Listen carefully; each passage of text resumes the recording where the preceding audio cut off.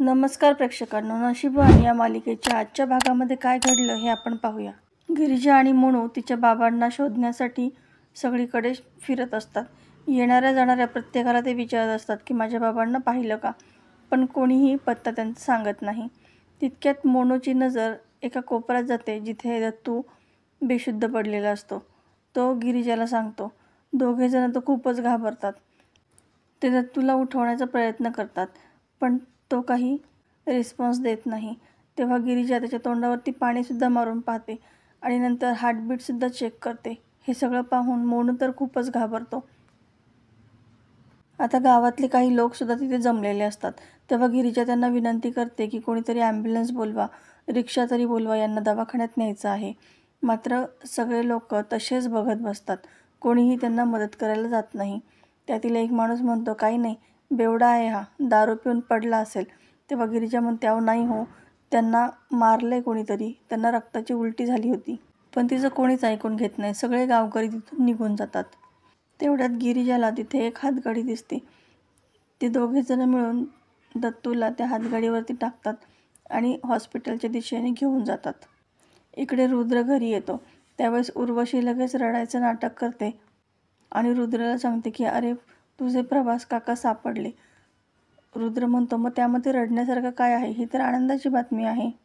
उर्वशी म्हणते, अरे पण त्यांची तब्येत तुला माहिती आहे ना कशी आहे, आणि त्यांना ज्या व्यक्तीने पळून जायला मदत केली ना, त्याच व्यक्तीने त्यांचा पत्तासुद्धा सांगितला आहे. त्यांच्याचमुळे तर आपल्याला प्रभास काका सापडले. तेव्हा रुद्रला तिच्या बोलण्याचा काही अंदाज लागत नाही. तेव्हा उर्वशी तिच्याकडे असणारा तो फोटो दाखवते, ज्यामध्ये प्रभास आणि वासंती मंदिरात भेटलेले असतात. ते फोटो पाहून रुद्रला तर खूपच मोठा धक्का बसतो. म्हणजे आईसाहेबांनी मदत केली, पण हे असं कसं शक्य आहे? नक्कीच काहीतरी गोंधळ होतोय. पण समोरचं चित्र काहीतरी वेगळं दिसत असतं. त्यामुळे रुद्रला कोणावरती विश्वास ठेवावा काहीच कळत नाही. तितक्यात वासंती तिथं येते. रुद्र तिला विचारतो की आईसाहेब, खरंच तुम्ही प्रभास काकांना पळून जाण्यासाठी मदत केली आणि तुम्हाला माहीत होतं प्रभास काका कुठे आहेत? मग तुम्हाला आमची तळमळ दिसली नाही का?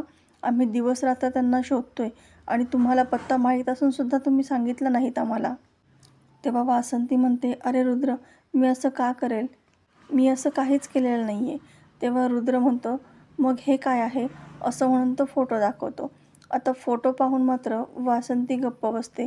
तिला काय बोलावं काही सुचत नाही. उर्वशी आणखी यामध्ये तेल ओतण्याचं काम करत असते.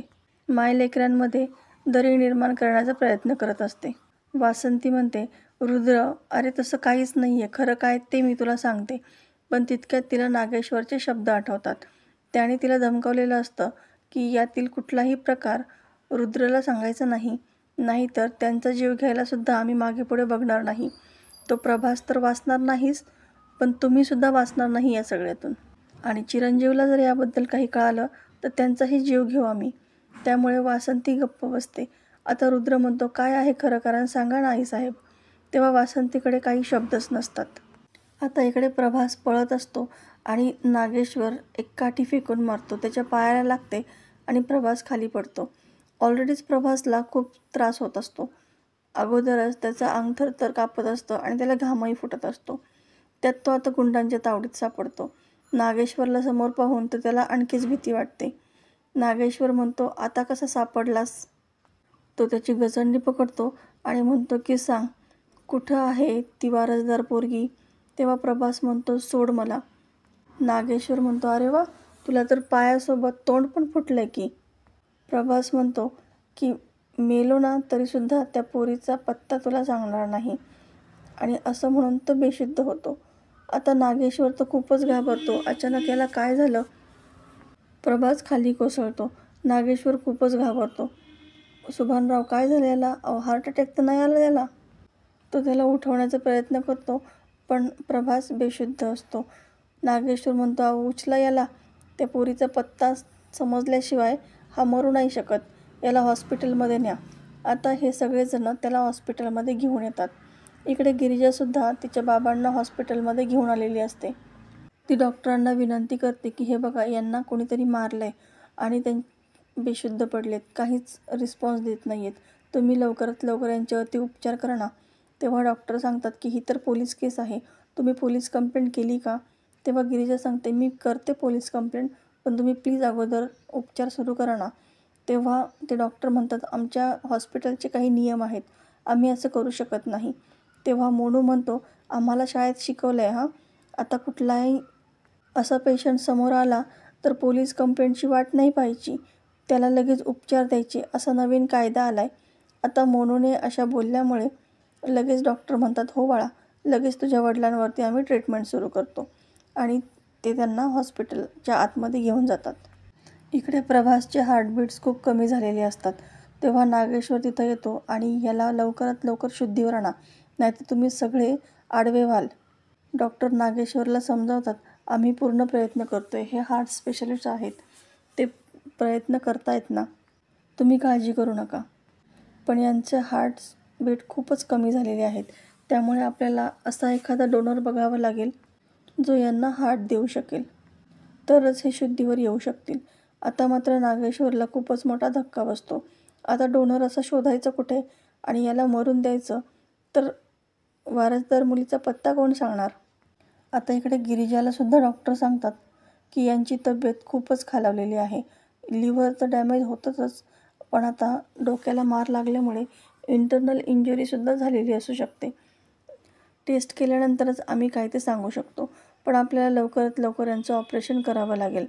आम्ही बिलामध्ये कुठलीही ॲडजस्टमेंट करणार नाही, फार फार तर तुम्हाला पैसे जमा करण्यासाठी काही मुदत वाढवून देऊ शकतो. आणि डॉक्टर तिथून निघून जातात. गिरिजा दुसऱ्या डॉक्टरला विचारते की ऑपरेशनसाठी नेमकी किती खर्च येईल? तेव्हा ते सांगतात की अंदाजे 10-12 लाख तरी येईल. तेव्हा मात्र गिरिजाला खूपच मोठा धक्का बसतो. एवढी मोठी रक्कम कशी काय जमा करायची, हा प्रश्न मोनू आणि गिरिजा दोघांनाही असतो. तेव्हा मोनू विचारतो तायडे आता काय करायचं, कुठून आणायचे एवढे पैसे? तेव्हा गिरिजा म्हणते आता एकच आशा आहे आपली, सगुणा मावशी, आणि ती सगुणा मावशीकडे जाते. झालेला सगळं प्रकार ती त्यांना सांगते. डॉक्टरांनी लगेच सर्जरी करायला सांगितली आहे, तर नाहीतर माझे बाबा वाचणार नाहीत, असंही ती तिला सांगते. सगुणा म्हणते हो का, वाचणार नाहीत आणि तुला ऑपरेशन पण करायचं आहे, किती खर्च सांगितला आहे गं? तेव्हा गिरिजा म्हणते की 10 लाख. श्रीमंत तिथेच उभा असतो, तो म्हणतो की मी लगेच चेकबुक घेऊन येतो. सगुणा श्रीमंतवरतीच ओरडते, पैसे काय झाडाला लागलेत का? या पुरीला मी 10 लाख काय 10 रुपयेसुद्धा देणार नाही, निघ इथून. आता गिरिजाची सगळी आशा मावळते, कारण सगुणाने पैसे देण्यासाठी नकार दिलेला असतो. आता इकडे सुभानराव घरी येतात आणि सर्वांना सांगतात की एक वाईट बातमी आहे, प्रभासदादांना हार्ट अटॅक आला आहे आणि त्यांना सिटी हॉस्पिटलमध्ये ॲडमिट केले.